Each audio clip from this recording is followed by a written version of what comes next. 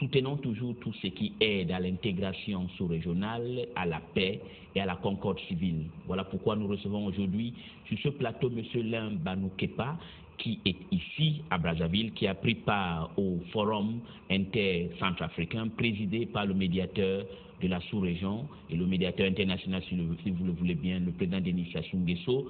Donc avec lui, nous allons parler de François Bozizé, l'ancien président de la République centrafricaine, que vous savez, la manière dans laquelle qu'il a laissé le pouvoir, et nous allons aussi parler du forum de Brazzaville et aussi quel est l'avenir de la République centrafricaine. Ne quittez pas.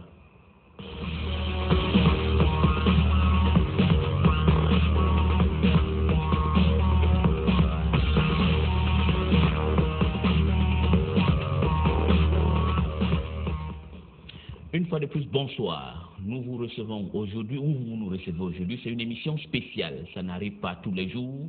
Et aujourd'hui, nous recevons M. Lim Banoukepa.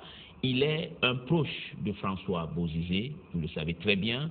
C'est ceux qui se battent pour que le pays se mette debout malgré les difficultés en Afrique francophone.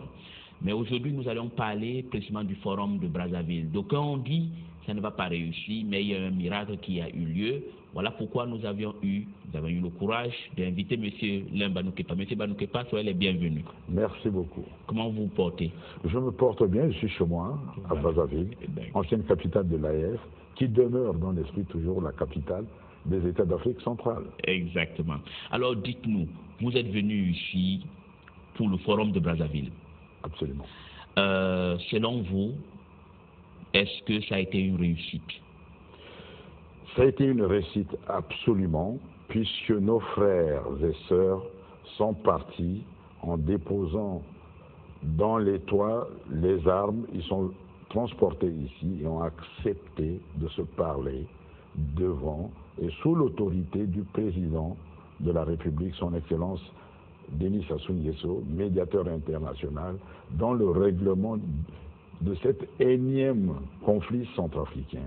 Vous savez, très peu de présidents aujourd'hui ont ce courage, cette force, cet amour pour nos Centrafricains qui avions abusé et réabusé du désordre dans notre pays.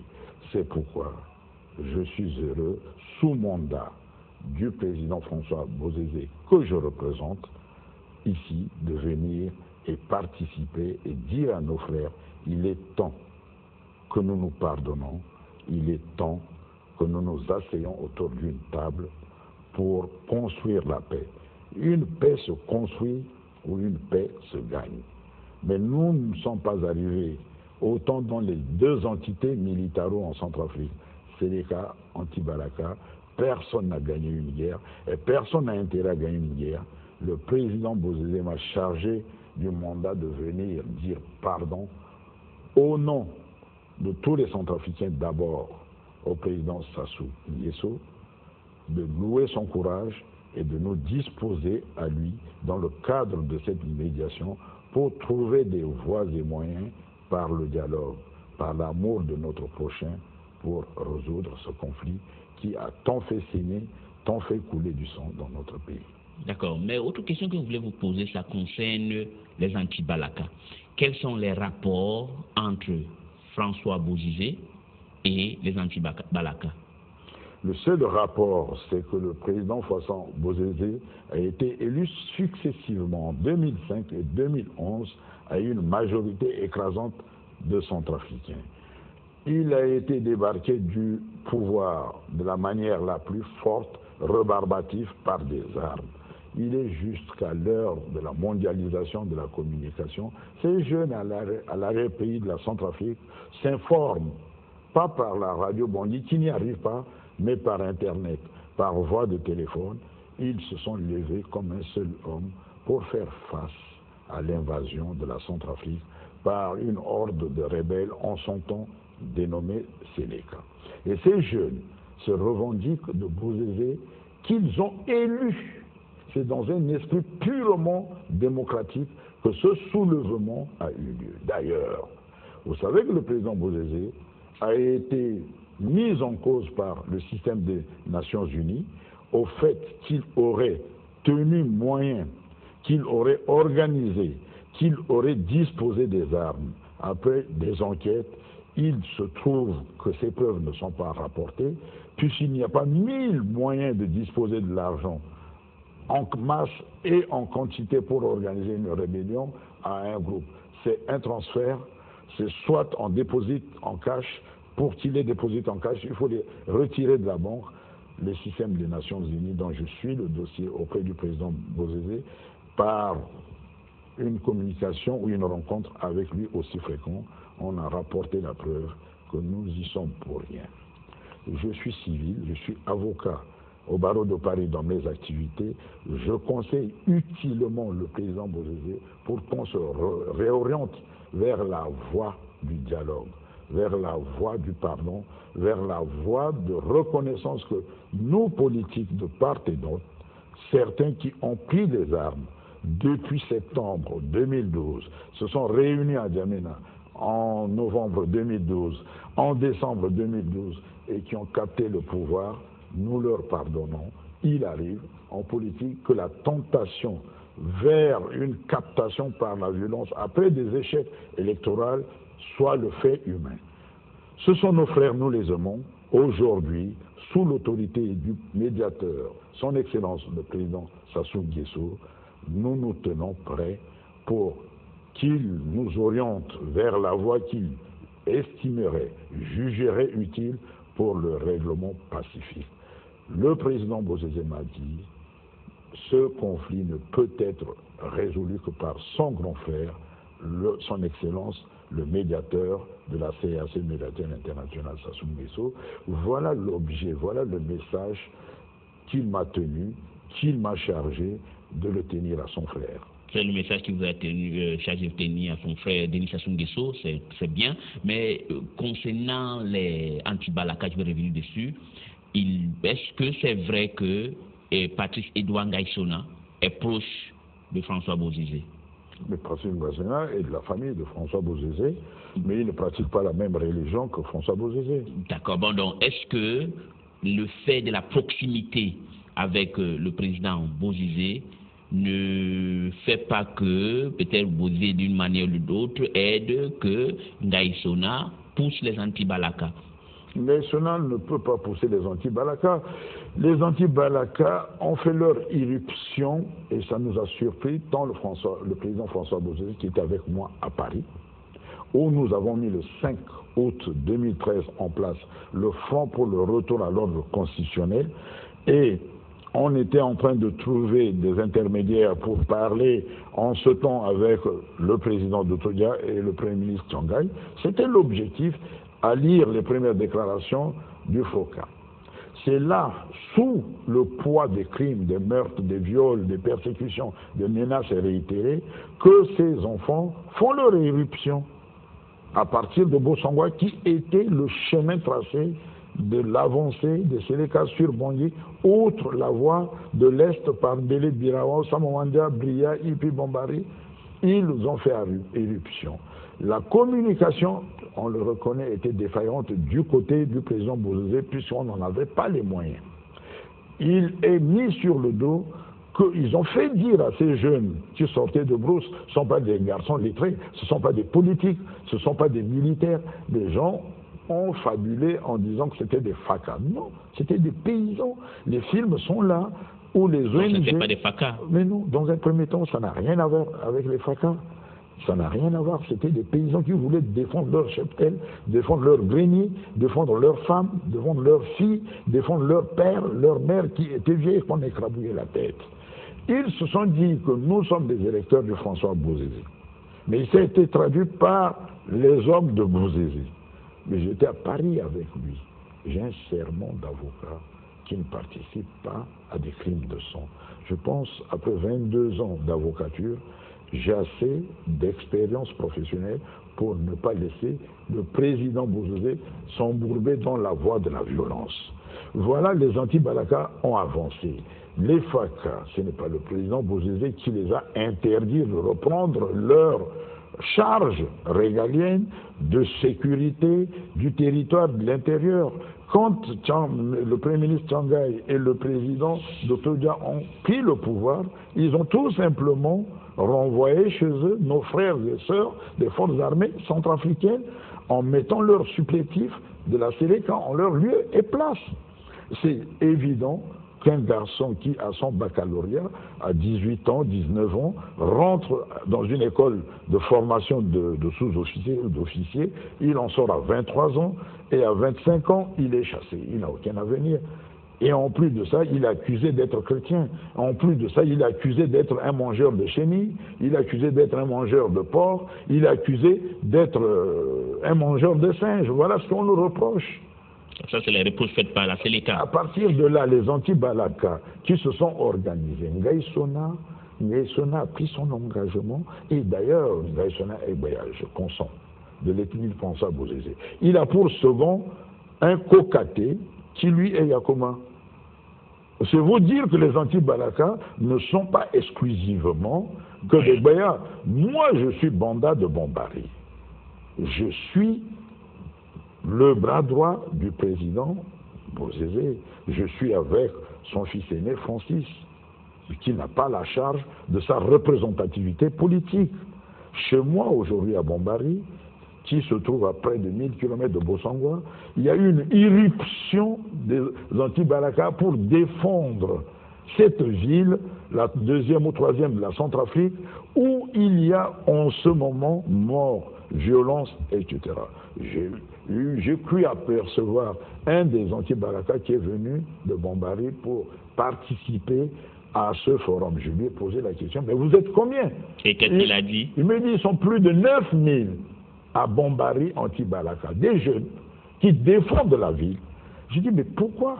Il me dit, mon grand, on ne peut pas vivre, on ne peut pas aller au champ, on ne peut pas élever nos porcs, nos poulets, parce que les Séléka viennent, ils se servent, ils nous tuent, ils nous humilient. D'accord, je vais vous poser une autre question, parce que quand on a quelqu'un comme vous devant nous, il faudra qu'on mette un peu la vérité et que les Congolais et les Africains sachent. Est-ce que la cause de la perte du pouvoir de M. François Bozizé, le président François Bozizé, est parce qu'il voulait changer de camp, il n'était plus pro-français? C'est excessif, c'est donner une interprétation. La Centrafrique est francophone et francophile, comme le Tchad, comme le Gabon, comme le Congo. Nous sommes l'AF. C'est pourquoi nous sommes fiers d'être à Brazzaville. C'est pourquoi nous sommes heureux d'être là.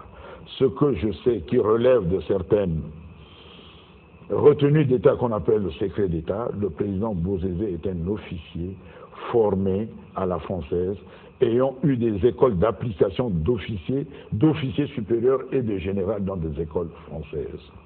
Sa famille se trouve en France.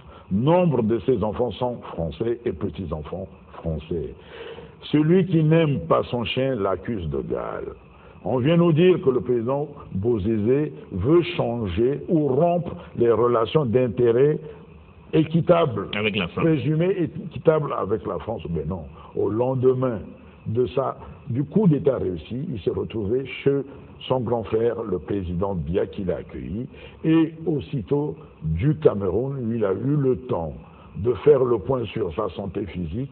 Il s'est transporté pour des raisons purement familiales à Paris. Et à Paris, avec moi et d'autres frères, puisque le FROCA est une entité composée de plusieurs partis politiques, nous avons sollicité les attaches des autorités politiques françaises pour, déjà, indiquer qu'il est sur le territoire français, que nous prenons l'engagement de ne pas constituer, de par sa présence, une trouble à l'ordre public ni menace, ce qui relève d'une déférence diplomatique, vous lui considérez. Et quand il a estimé que suffisant était le temps de cette visite privée et familiale, il fallait qu'il retourne sur le continent africain. Et j'avais en ce temps de septembre mission de prendre attache avec ses pairs de la sous-région pour qu'ils puissent, le temps diplomatique que ces pairs nous répondent, a fait qu'il y a eu un changement en Centrafrique où les présidents de la CAC ont estimé que nos frères Tchangaï et Betoudia n'étaient pas à la disposition, n'avaient pas les moyens d'amener la Centrafrique vers des cessations de violence, qu'il fallait revenir devant la CNT pour désigner un Centrafricain. C'est ainsi que Catherine Samba Panza a été élue par la CNT, composée à 98% que de la Séléka, indépendamment de ce couac politico-juridique, sous l'autorité du président Bozizé. Il m'a donné instruction d'envoyer une lettre de félicitations à notre président de transition et qu'on se tenait, nous, l'entité Bozizé, à sa disposition pour concourir à la recherche de la paix. D'accord, alors recherche de la paix. Mais l'autre question, c'est votre chute. En dehors, vous venez de dire peut-être que la France n'a rien à y voir. Et le Tchad alors?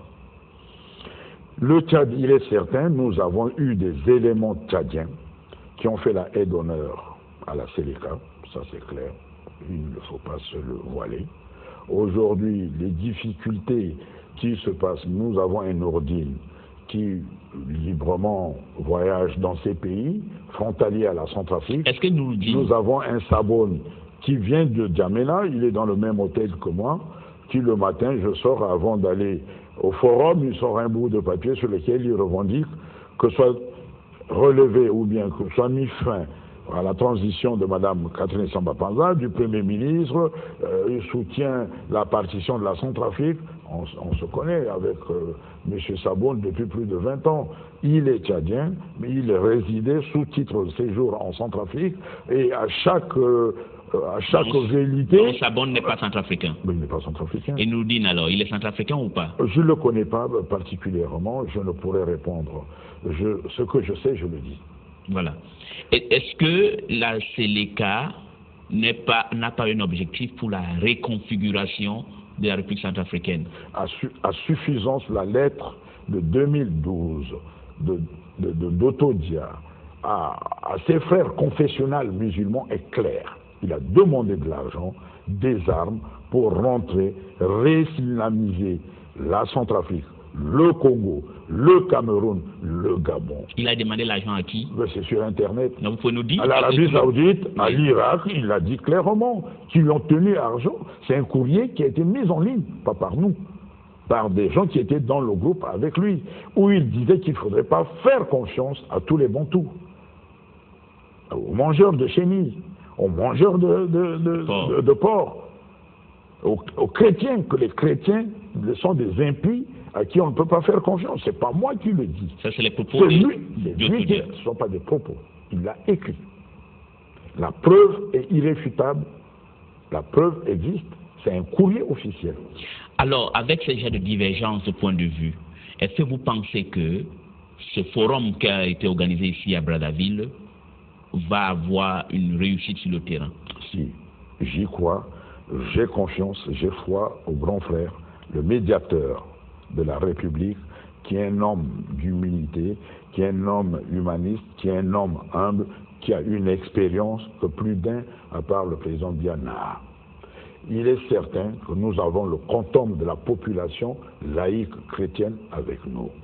Il suffit qu'il nous donne les directives, les orientations précises pour qu'ensemble, nous réorganisons nos frères dans toute la sous-région pour dire à nos frères musulmans, vous pouvez demeurer chez vous, au Congo, en Centrafrique, au Gabon, au Cameroun, pratiquer votre religion sans recourir à des armes pour occuper on ne sait quel espace vital, puisque vous l'avez déjà, puisque vous jouissez des mêmes droits que nous, des mêmes protections que nous. Il ne sert à rien de déstabiliser. Mais c'est un travail harassant. C'est une charge incommensurable pour le président et médiateur, le grand frère Denis Sassou Nguesso. C'est pourquoi le président Bozizé n'arrête pas de me tenser que je dois me tenir à la disposition du médiateur pour qu'il me donne les instructions en son nom afin d'orienter à la résolution, participer à la résolution de ce conflit qui guette toute la région. Alors, donc, si je vous entends bien, M. Limbanou Kepa, en dehors de tout ça, la Séléka, c'est un peu un bras armé pour réislamiser la sous-région. Absolument. Ou islamiser la sous-région de l'Afrique centrale. Absolument. Absolument. Donc, il faut avoir... Ça revient, vous savez, il suffit de lire les différents courants, les luttes d'influence, de reconfiguration de l'Afrique, du monde, par les tendances sunnites, chiites, et le wahhabisme qui est un nouveau courant qui sort d'Arabie Saoudite, du Qatar, etc., qui veulent s'affirmer sur ces principes, d'où, je n'en dirai pas plus, la Syrie, d'où Hamas, Israël. D'accord. Et maintenant, l'Afrique centrale, qui est poreusement gouvernée par nos frères qui sont avides du pouvoir. Qui peut faire mieux en 20 ans ce Congo-Brazza qui était le capital de l'AF aujourd'hui? Quand je me promène, je suis fier de voir comment poussent les immeubles. Je suis fier de voir nos frères du Brazza qui sont heureux. À la différence, quand tu vois dans d'autres pays à côté, où le voile est installé systématiquement, nous avons les symptômes de la tristesse. La laïcité, mon frère, est la panacée de l'homme. C'est pourquoi j'estime que nous ne devrions pas les rejeter, mais nous devrions participer à leur expliquer qu'il est un intérêt national, supranational, c'est-à-dire communautaire de la sous-région CAC. On devrait harmoniser la concorde.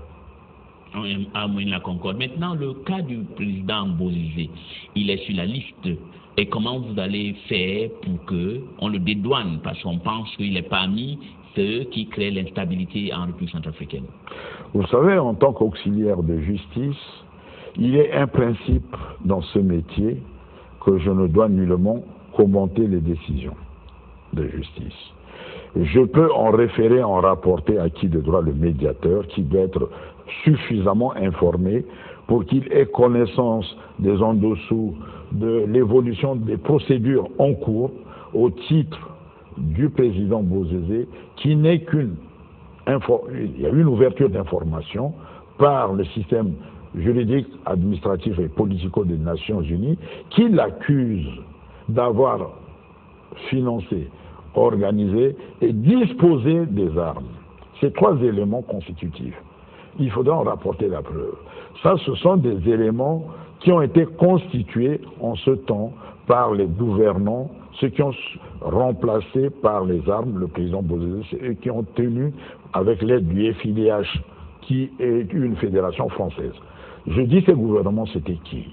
C'était le président d'Otoda, le premier ministre Tchangaï. C'est eux qui ont fabriqué, intellectualisé politiquement et ont disposé ces éléments au président de la Fédération des droits de l'homme, avec qui j'ai eu un débat. Tenez-vous bien, je vais vous informer là-dessus. Je me retrouve dans la salle d'Africa numéro 1, quand revenait de Bangui, le représentant du FIDH, devant Francis Laloupo, il y a eu un débat sur la Centrafrique. Il me dit qu'il fallait saisir par le ministère des Affaires étrangères français le système des Nations Unies pour faire une ouverture d'information afin de poursuite contre le président Bozizé et son fils Francis Bozizé. Francis Bozizé était avec moi dans la salle de l'émission en direct, le grand débat de Francis Laloupo. Je lui dis, mais qu'est-ce qui est reproché à Francis? Je l'ai fait rentrer, il était assis comme là, sur le plateau. Puisque ni Francis, ni sa secrétaire, ni le représentant du FIDH ne connaissent pas physiquement Francis Bozizé. Que va-t-il dire? Il m'affirme qu'il rapporte la preuve de ce qui constitue effectivement un financement de bandes armées participant, je me suis tourné, par déférence à notre ami Francis, au frère Francis Laloupo, je n'ai pas voulu dévoiler la personnalité de mon Quand on est sorti dans les ACAP qui sont suivis dans l'émission, c'est la secrétaire de Francis Laloupo qui a failli faire tomber le masque. Il m'a dit, mais vous ressemblez beaucoup, monsieur, à la tête de Bozézé.